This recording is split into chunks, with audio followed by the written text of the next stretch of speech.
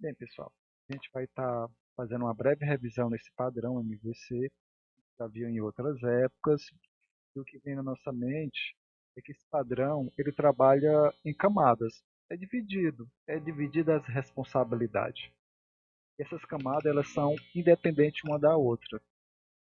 Então, ele vai separar os dados, a lógica de negócio, que seria lá o meu modelo, né, o model, da interface de usuário, né, a interface de usuário aqui vai ser o ambiente onde o usuário vai estar visualizando. E é a única coisa que ele vai ver no sistema.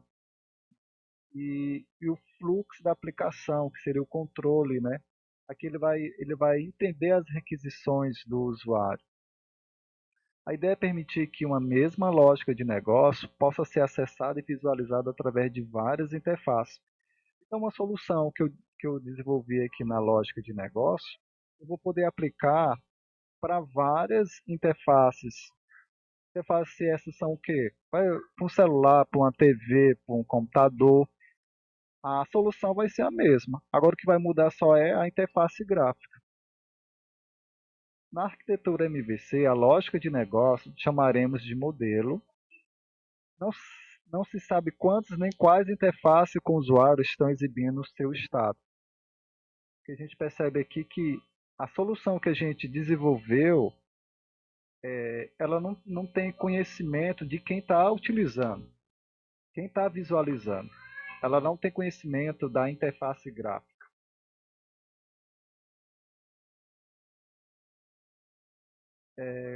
Com as diversas possibilidades de interfaces que conhecemos hoje, a MVC é uma ferramenta indispensável para desenvolvimento de sistema.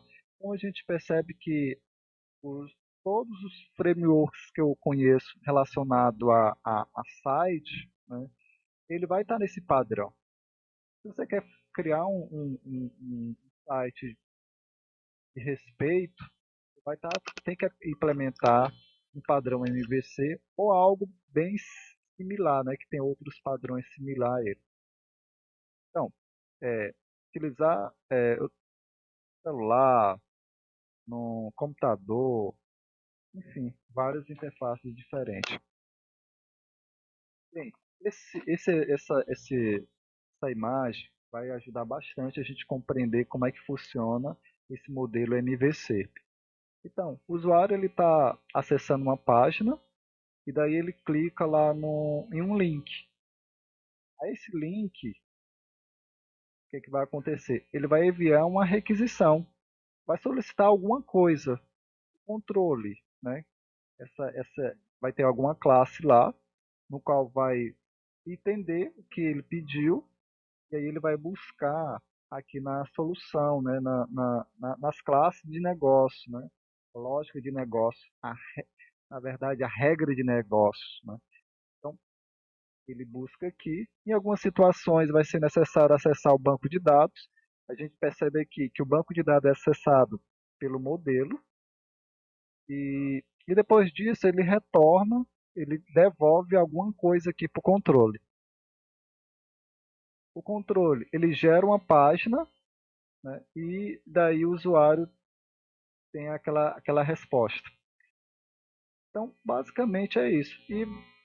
E a cada interação do usuário com aquela determinada página web, ou até mesmo um aplicativo, ele vai estar fazendo esse ciclo. No caso, se for um aplicativo no celular, aqui ele não vai estar respondendo a requisições, mas sim eventos do aplicativo. Essa imagem ela vai facilitar ainda mais a nossa compreensão. É basicamente o que eu tinha explicado já anteriormente. Né? Então, o usuário, o cliente, né, a pessoa que está utilizando aquele serviço, aquele site, ele envia uma requisição, um pedido de alguma coisa. O controle, essa camada de controle, vai entender o que ele solicitou e vai buscar, vai instanciar uma classe adequada para aquela determinada situação. Porque eu quero listar vários arquivos para baixar de uma determinada disciplina. Então, eu vou ter que buscar lá na classe arquivo. Ele vai me devolver para cá, vai me devolver essa lista, essa listagem de arquivos. E posteriormente eu vou criar uma página para esse usuário poder visualizar. E aí eu devolvo uma resposta, né, uma página lá no navegador do usuário. A gente tem mais aqui um texto aqui falando sobre esse padrão. Model View Control, o MVC, é um padrão arquitetural que tem sido usado desde o início dos anos de 1970, então faz bastante tempo que esse padrão existe, né? O principal benefício desse padrão é favorecer o desenvolvimento de um sistema em camadas e independente uma das outras. Aqui tem uma breve descrição sobre cada camada, né? Então, o view, né? Visualização, fornece a experiência com o usuário e é somente isso que o usuário vai conseguir visualizar. Ele vai conseguir ver somente isso. Essa parte aqui já é somente o desenvolvedor que vai ter acesso.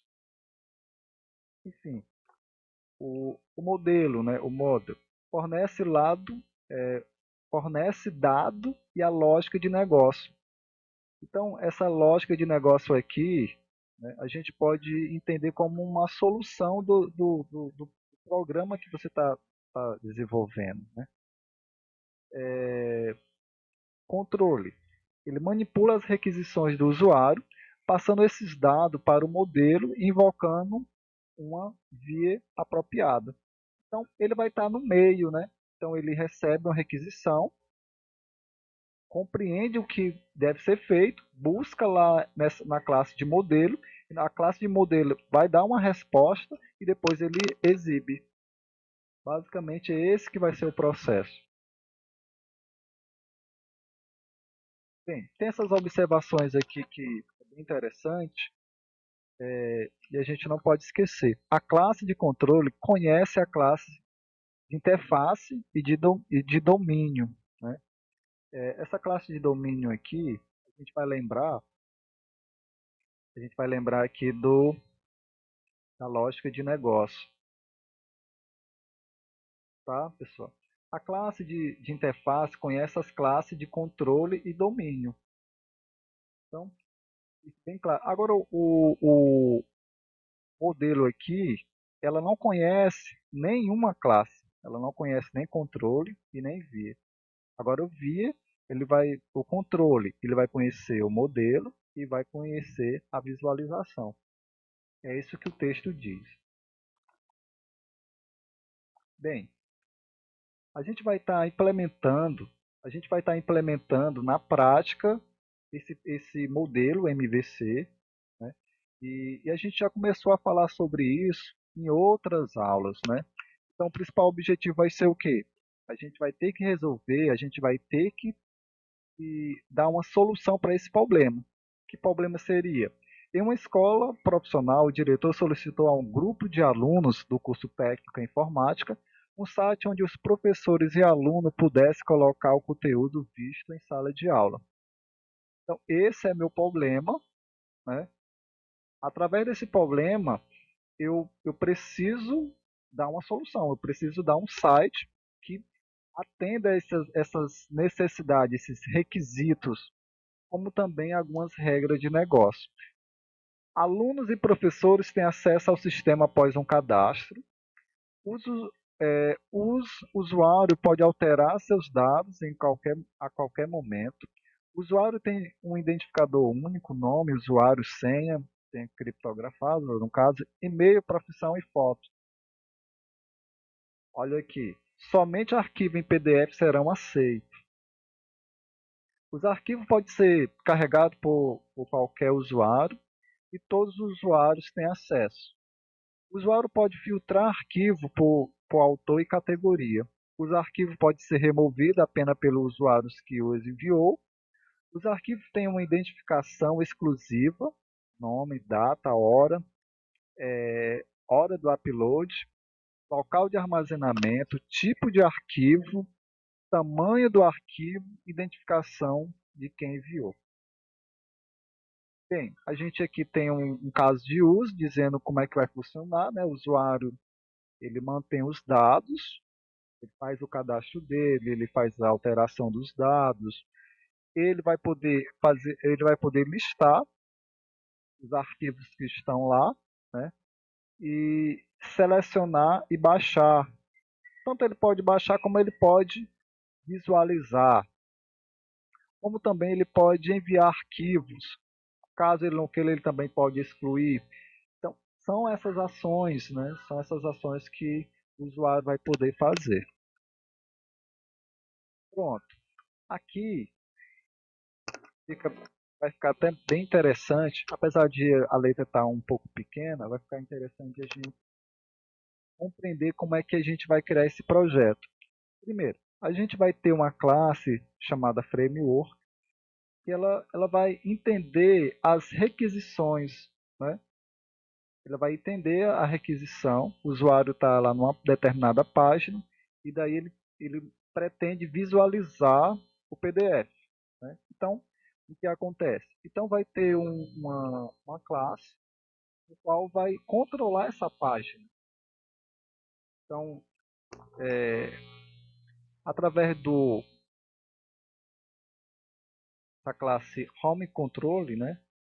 Home Control, né? Então, ela vai fazer justamente isso. Perceba que ela está associada a outras classes.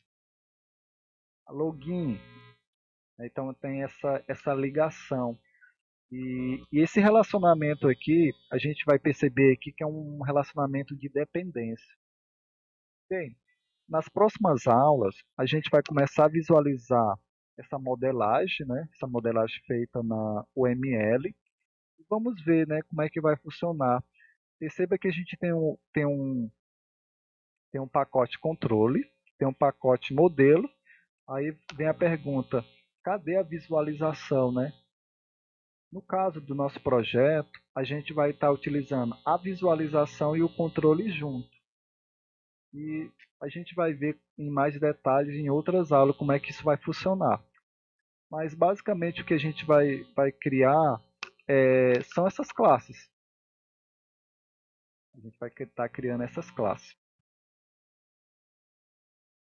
Bem, eu vou deixar aqui algumas referências, se vocês quiserem pesquisar um pouco mais, né? Foi daí que eu tirei algumas informações. E qualquer dúvida, fique à vontade aí para falar comigo aí pelas mídias sociais. É isso, pessoal. Até mais.